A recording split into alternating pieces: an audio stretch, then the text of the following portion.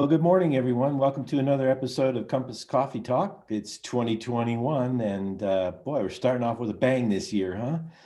I'm Bill Capsalis, your co-host of Compass Coffee Talk this morning, and I'm here with my good friend and cohort in all things organic and natural, Steve Hoffman. I'm going to turn it over to Steve here in a second, and he can introduce our very special guest this morning.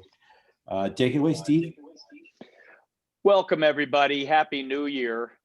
We are very, very honored to start our 2021 season with Winona LaDuke.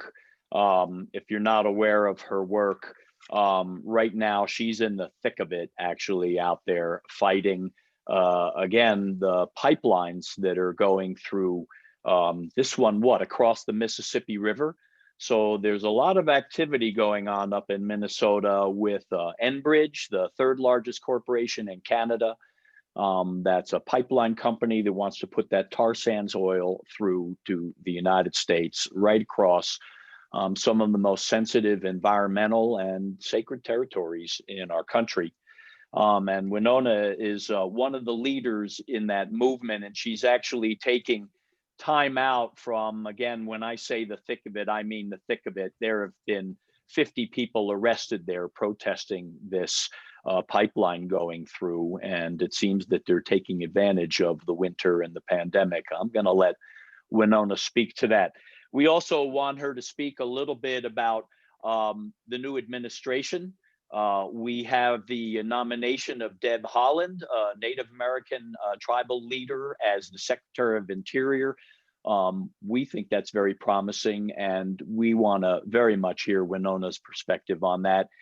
And then again, because we collaborate in the hemp industry, we'd like to close on planting some seeds in what's happening with hemp. So, we want to thank our sponsor, Allegro Coffee, for making this happen. We want to thank everyone for joining us, and really we want you to listen carefully, because a part of this is Winona's taking time out from being out there facing all of this. So how can we help? How can we take action to do this? Because that's the time she's investing with us here as a community in the natural, organic, and hemp products industry. So Winona, my first question to you is, how you holding up in all of this? Everybody staying safe? I know you were there when people were getting arrested just 2 days ago.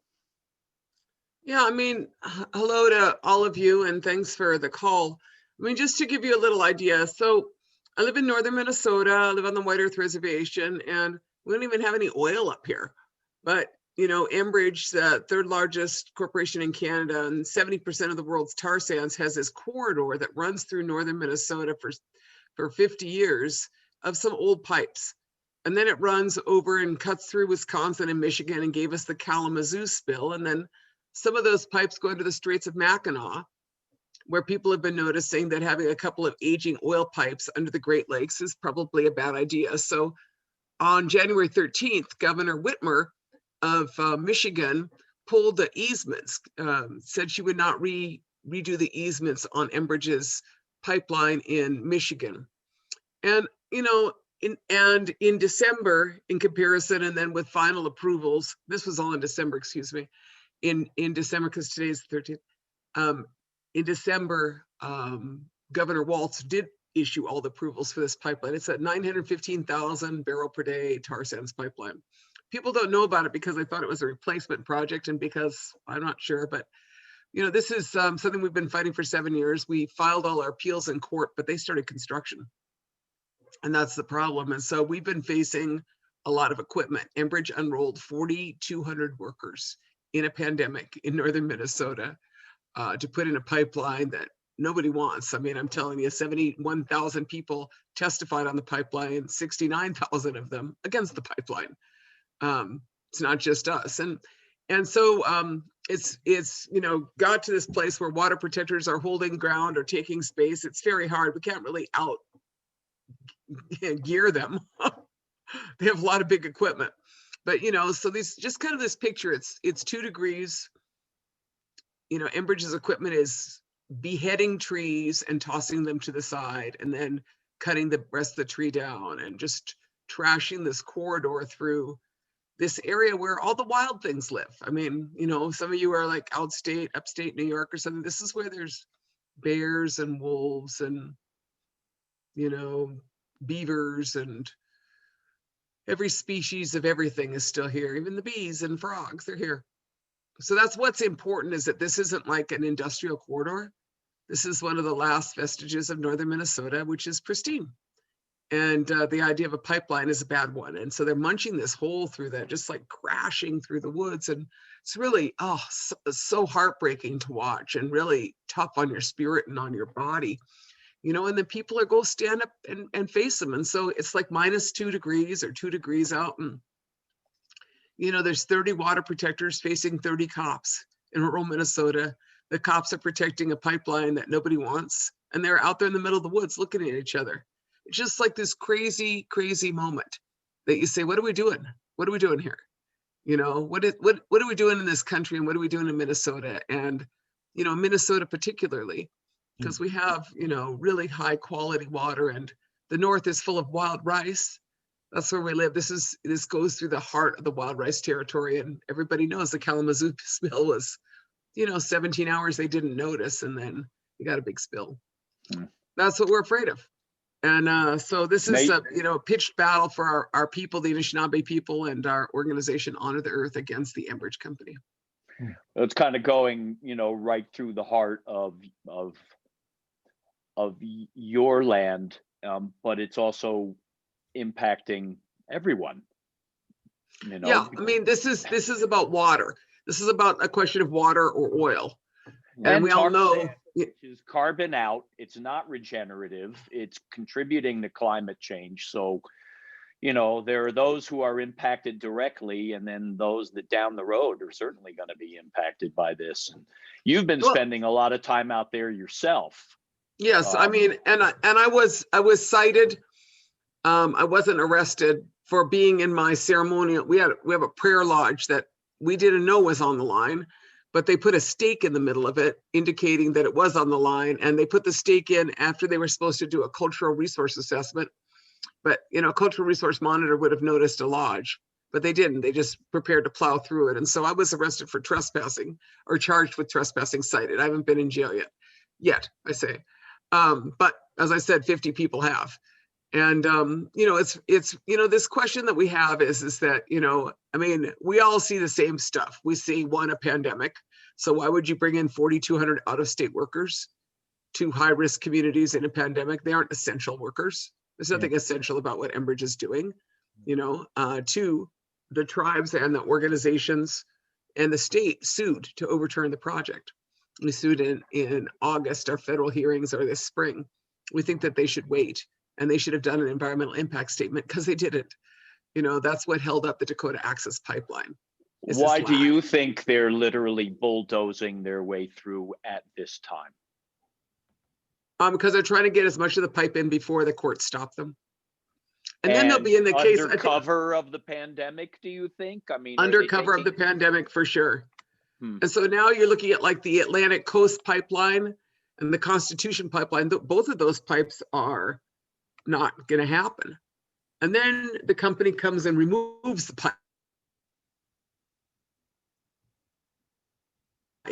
You know, it's per wall. So why would you make a jobs program it's kind of like Donald Trump's jobs program of the wall. I have one more question here in this regard. You know, 4 years ago, you know, Jane Fonda was out there, and all the country's attention was on the water protectors. What's different now in terms of the support you see, and also what's happening?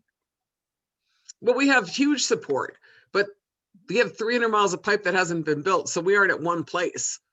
We're fighting across the line in our territory, you know, and so you've got 4 camps, you know, with very little attention because, you know, nobody really noticed. And then also you're in a pandemic. You have a lot of fear. I mean, this is a pandemic pipeline. They're trying to put a project in the middle of a pandemic. And, you know, just to like look at the big picture, which, you know, is part of what we're all talking about. I mean, Exxon isn't even in the top 10 of the big corporations anymore. Did you see that?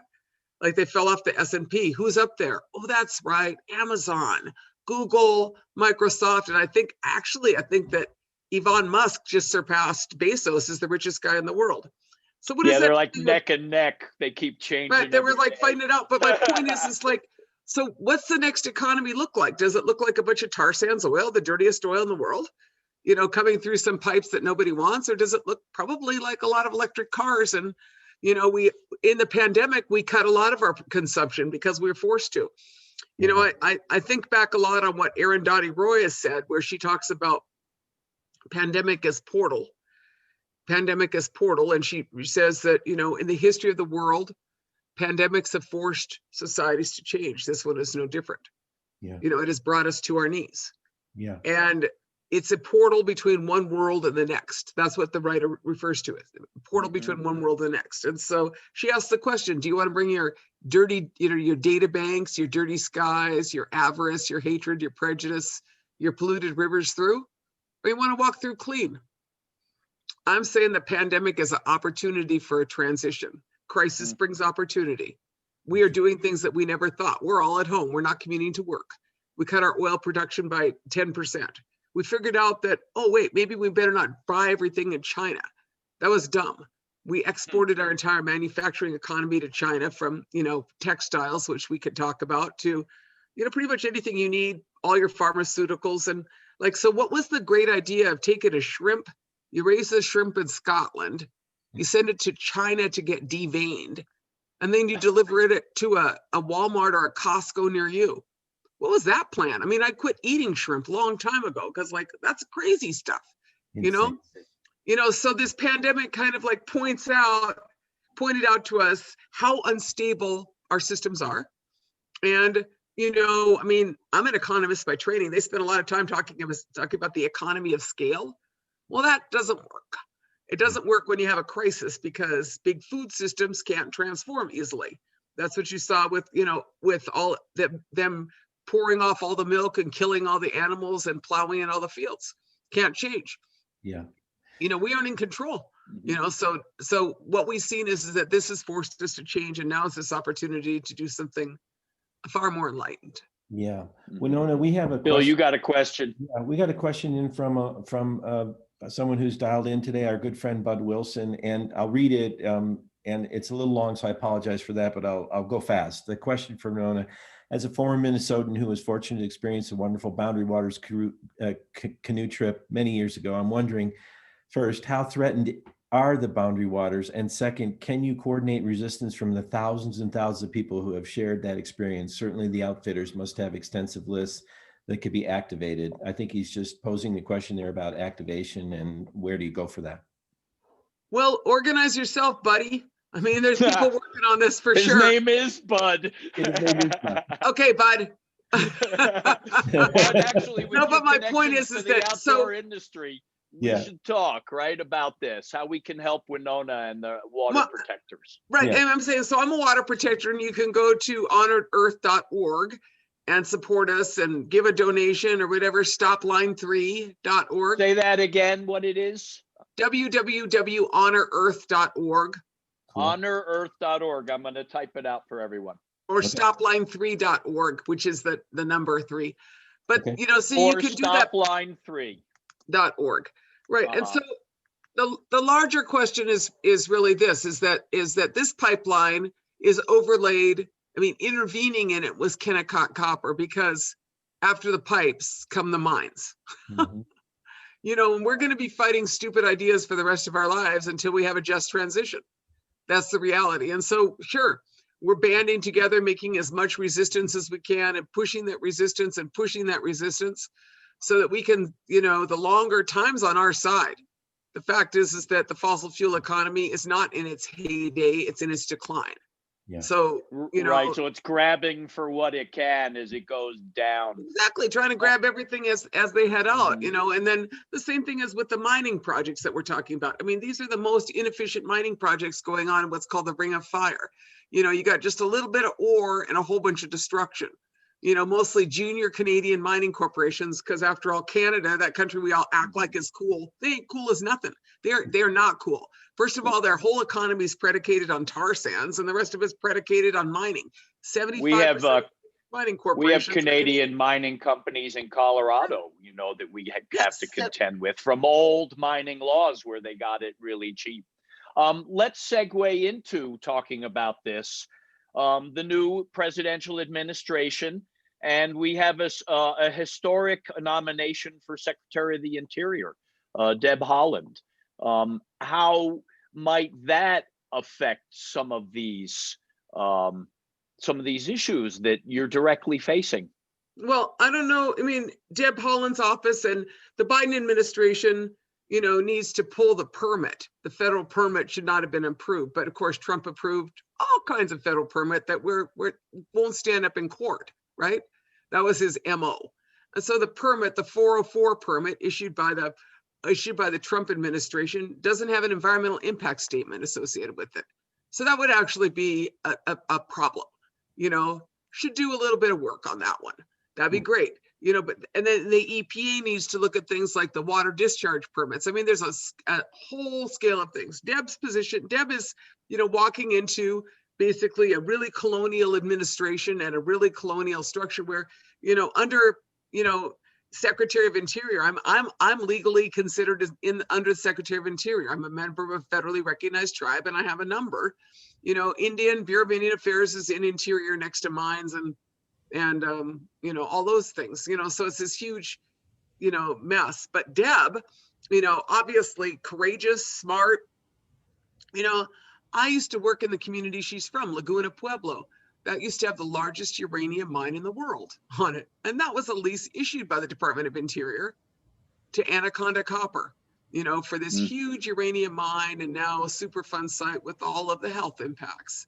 Deb has seen the backside of poor leasing policies by the Interior Department. She's seen the backside of all of the lack of regulation and trust responsibility, in administration after administration. And so, for the first time, we're looking at being able to say, first, there's a Native person at the head of Interior, which is unprecedented. But let's be honest, we could take care of things way better than anybody else. I mean, all those national parks carved out of Indian country, all those wildlife refuges carved out of Indian country, northern Minnesota. Last time we were in charge of it, you could drink all the water in the lakes and the rivers. Had all the trees, had all the fish, had all the wild rice. Look what happens. You let some white guys take over for 100 years. It's a mess. It's a mess. So I'm hoping that we can have some kind of a transition. But she's got some tough sledding. We're all looking. I had a funny conversation with Ralph Nader, my running mate, 96 and 2000. I called him up a couple of days ago. I said, so what about that insurrection, Ralph? What did he have to say about that? What did he say? He said it takes the Democrats hiding under their chairs before they realize they should have impeached Trump. Right.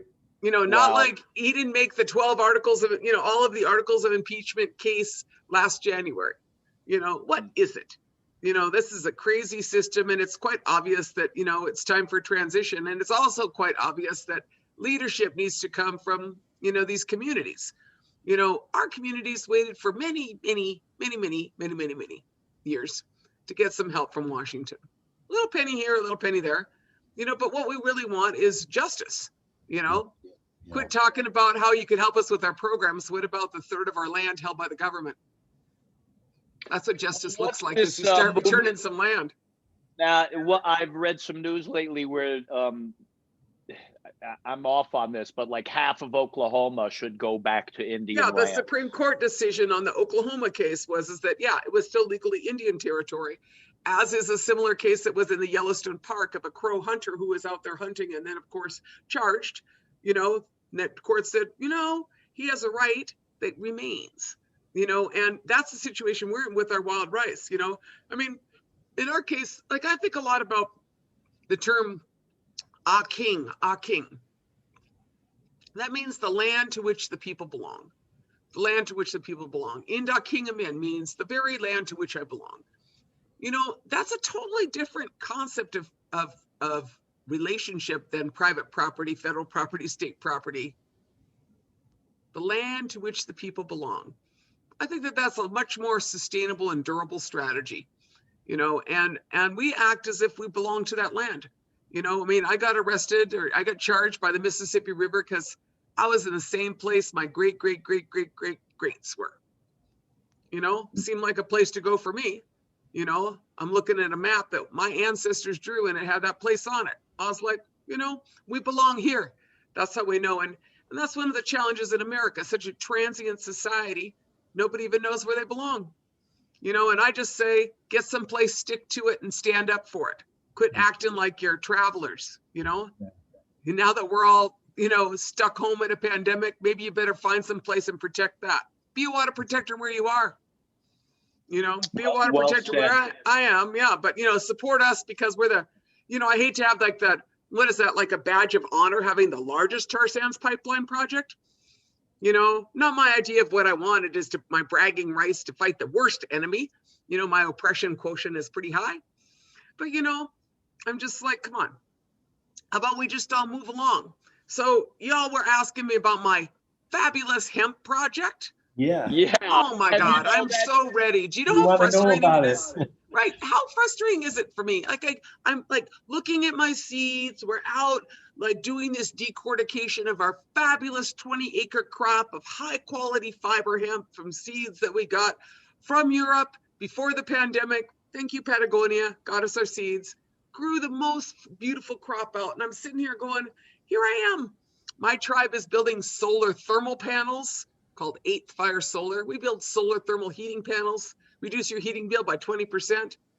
You know, Red Lake tribe put up 200 kilowatts of solars looking at, you know, 2 megawatts. I was like, the Indians are already in the next economy. What are y'all doing over there, Minnesota? You're all quarreling over some tar sands pipeline and we're growing hemp, you know? Right. So, I mean, that's what I'm all ready to move on. And the irony is that, you know, you can sit up there on this road in northern Minnesota and you can look at pipes drive by and you can also look at wind turbine parts drive by. They're all driving by on the same damn road. And those wind turbine parts are all coming from the port in Duluth because, oh, that's right, we don't make those here. We import them from Europe and China. You know, this is an opportunity to build a new economy. And you know, Steve, you and I met through hemp, and I certainly am, you know, we call it the new green revolution. So we call it here in Minnesota. I mean, after all, Norman Borlaug, father of the green revolution, was in Minnesota, you know, and I was like, what if we make the new one here? Tribal people. We're all ready. We did our first hempcrete project, and, you know, I mean, what I'm trying to figure out, which, you know, I'll put it out there and you guys all know the story is like how you turn something that looks like bamboo into something that looks like jeans. And that's the question that is the big question for the American hemp economy, because all of that technology is in Europe or in China. And my question and our interest at Winona's Hemp and Anishinaabe Agriculture, that's our little research project, is how you build a post-petroleum or a reduced petroleum scaled manufacturing sector for hemp. So what is that? It's winonashempire.com, right? No, Winona's Hemp at gmail.com. .com? Yeah, and you could. Oh, Yeah, if you look us up, gmail.com. that's our email, and then you could look at us up on their Facebook site, and I think Winona's Hemp has a website too. But you know, my point is that you know, we're working on this. I've been working on how the varieties grow and what fertilizers to use from, and how the sickle mower is going to cut them. And then if I field red it by leaving it out there in the freeze and the rain and the freeze and the snow, does that degum it? That's the questions we're asking. You know, for those of you involved in this industry, the question is how you get that really cool thing to be something else. And if 80% or 70% of my stock is herd, well, I should figure out how to make hempcrete out of it. Because somebody told me that if concrete was a country, it'd be the 3rd largest CO2 producer in the world. Jesus. So what Yeah, if we and you just know, it didn't takes do a that? lot of sand. We're actually mining out all the sand for all the glass and concrete that we're using. So Yeah, it's just crazy stuff. one thing leads to another, right? Right. I mean, and what Bill McKibben say? What did he say, that there's more stuff that we made in the world than the entire biomass of living creatures? Yeah. Might be time to quit making stuff, and might be time to figure out how to reuse stuff, and might be time to figure out how to make stuff that biodegrades. Well, he speaks also of the circular economy, you know, where, you know, society bears the cost of, you know, the garbage, whereas manufacturers should be reclaiming. as much of their product as they can and remediating where they can. At least there's a thought out there. You know, there's a question here from Celia Brunk. I'm hoping I'm pronouncing your name correctly, Celia. I'm from a LVD Ojibwe reservation on Watersmeet, Michigan, about 2 hours east of Obama on US. How is the I know where she pipeline? lives. Okay, Yeah, how is the pipelines going to affect our tribes along US 2 and south of us? So right. we're back to the pipeline question a little bit. Question. I know we're, go ahead. I know we're kind of at the close of this, but first of all, I want to point out that pipelines are us. This is an American problem. You've got pipelines all over this country that are falling apart. And instead of fixing infrastructure, which we have a D in, they want to build new lines. And what we want them to do is to clean up their old mess, because those old messes are getting into our water and blowing up in gas mains and killing people. So, you know, this problem is not my problem. It's an American problem of fossil fuel addiction. Addicts make bad policymakers. I don't know if anybody noticed that, but the pipeline she's talking about, it goes where she's talking about, it splits in Superior. Half goes south and half goes directly through her territory. And the Bad River Band has asked for them pipes to all be pulled on line 5. And so line 5 is in a really, really big problem, you know? And I'm just saying, you know, we want to move along, you know, end to these fossil fuel pipelines, stop line 3, stop line 5, stop Enbridge, biggest pipeline company in the world. Time to slow their stuff down. Maybe they could do some pipelines that would help people. You know, it's like the end of the party. I'm like, I can't believe those guys are still trying to party. Yeah, they're gonna, you know, hang on as long as they can, because there's a lot of money there. You know, I mean, especially if someone else takes all the risk. Huh? Yeah, and sometimes, you know, you remind me, like, oh, you know, I every once in a while I will pull out a Hemingway novel, and the one he wrote about, like, the war machine and could not be stopped once it started going. So it reminds me of, like, this pipeline. It gets started and it can't be stopped because the big machine is in motion, and here you are trying to stand up to that. I'm going to jump to a question about hemp. And that is, how can U.S. businesses best support the domestication of the hemp textile manufacturing industry? And I think that speaks to the heart of where we met too. And I mean, Minnesota was a capital of textile manufacturing at one point, and they're all gone now, right? All those textile 11 hemp mills. Minnesota had 11 hemp mills. Wow. So, you know, really what I'm looking at is, let's just get those back. That was in the 1940s. And you know, the thing is that North Dakota, South Dakota, and Minnesota, really prime territory for this fiber hemp into Saskatchewan and Alberta, Manitoba. This is the hemp basket of North America. You know, I'm not talking, you know, CBDs. I love them. I love, you know, legalization 100%. At the same time, this is revolutionary because it changes the materials economy. Remember that the word canvas comes from cannabis. And where can you do that? Our neck of the woods. We're working to build an intertribal hemp collaborative. Cool. And well, anyway, we can help, because hemp fiber market is growing, and I'd be pleased to be of service. Winona, since we've met, you've been a mentor of mine. So I'm honored to have you on this program. Really, thanks for having me. From you, and we want to make sure that your voice is heard out there, this community that we serve. That's a natural, organic, again, sustainable hemp. I mean, our messages overlap so much in wellness, community, you know, social justice, the environment, all of it. There's a lot of overlap. So, I mean, for me, it's really important, folks, that we come away with this hopefully inspired and taking action in our ways.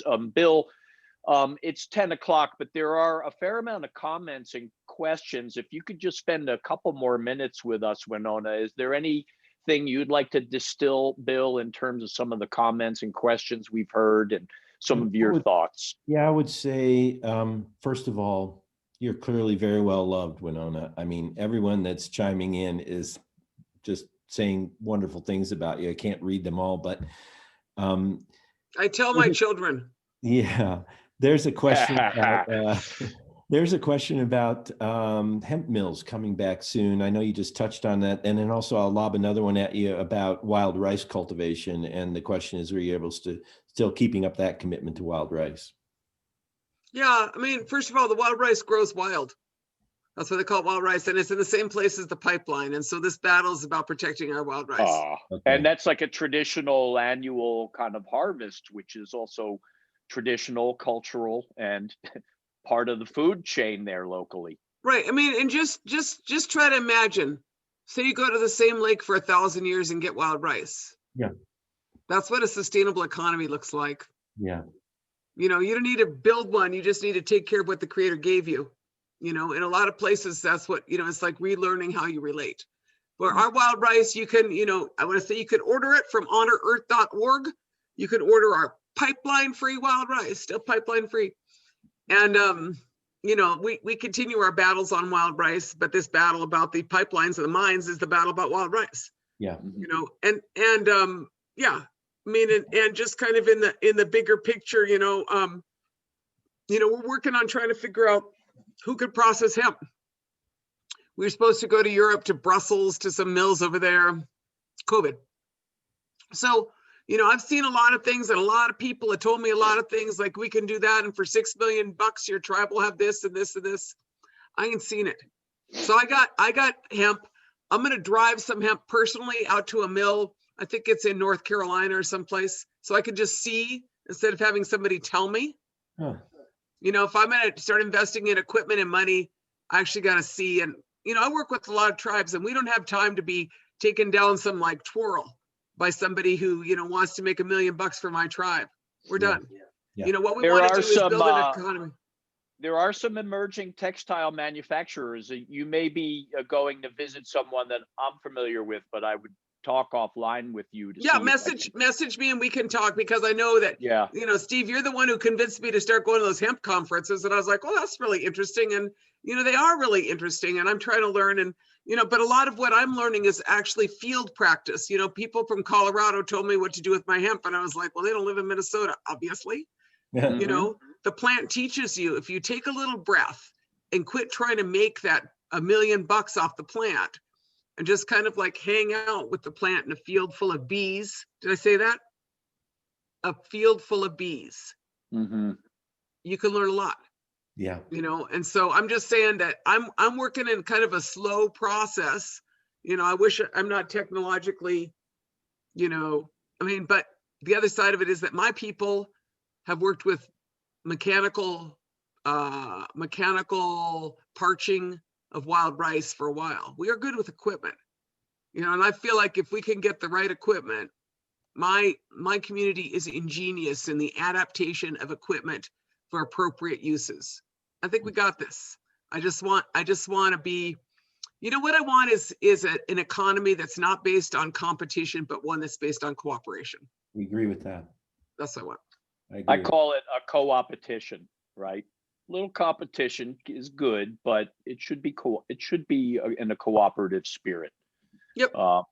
You know, so you know, and I you know, as editor of Let's Talk Hemp, we want to be very, very supportive of the economic development opportunities that we think hemp provides to the Native American tribes as well. I mean, this is part of the USDA or the USDA domestic hemp program, is that, you know, there are hemp programs throughout the states and throughout the Native American nations. So, you know, we really want to support that part of, again, this new green economy. We think hemp is a part of that, and again, can bring about hopefully racial, social, economic, and environmental justice. That's kind of a mouthful and a big thing to wrap our arms around. But here's a crop that we haven't been able to grow for 80 years that now is open again to America's farmers. We're going over a little bit. Bill, I want to go back to you again with any wrap-up kind of questions. Celia has been commenting a fair amount. Anything you want to say there, Bill? She asked a question about FBI or feds destroying a hemp farm in the Menominee Reservation about 5 years ago. And she wondered about the Menominees, thinking they'll make some money. Then that happened. Do you have any comment on that, or do you know anything about it? Yeah, I do. I mean, the feds have come down very hard on tribal hemp producers and tribal cannabis producers. And it's been an unequal, just as in the, war on drugs, Yeah. the push on Native people has been pretty hard, push on people of color. And, the fact is that, I mean, we're the people with the most impact and yet as the industry grows, we're Native people and people of color are the people with the least access. So, Menominee's growing again, and all our tribes are growing. And there's been a lot of repression, but our tribes are moving on because we have really good, potential and we have a different relationship. I mean, the last economy didn't work out well for us, so we want a new one. I'm all for it. Hey guys, I do gotta head out though. We totally understand. We went over and we appreciate it. And I know you're no. I appreciate you guys were patient with me, and to those just listening now, I was kind of crabby when I started, but I improved over time after talking to them. They're nice guys. Now, look, we're not out there in the cold, but we can contribute, right? HonorEarth.org. Yeah. And also it was Stopline3.org. Number 3. Stopline number 3.org. Yeah, but Honor the Earth allocates, grants, and then we also Earth Justice is our attorneys on our federal appeal. I mean, fighting bad guys is some expensive business, but also besides that, fighting bad guys is the right thing to do. But beyond that, making something more beautiful is even better. That's our plan. Yeah. We're honored and grateful to have you. I hope I'm pronouncing this right. Miigwech to you. Miigwech. Thank you so much. Miigwech. Yeah, that's good. All right. Thank you. You guys, you have a good day. All See right. y'all later. Stay safe out there, Winona. Bye. Bye now. Bye. Thank you, everyone, for joining us today.